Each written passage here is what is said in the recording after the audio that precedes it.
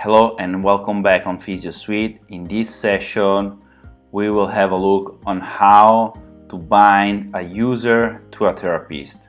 So, you open Physio Settings. By double-clicking here, you can enlarge it. You scroll all the way down, and here you can add, manage, and remove therapist. So, the name will be therapist.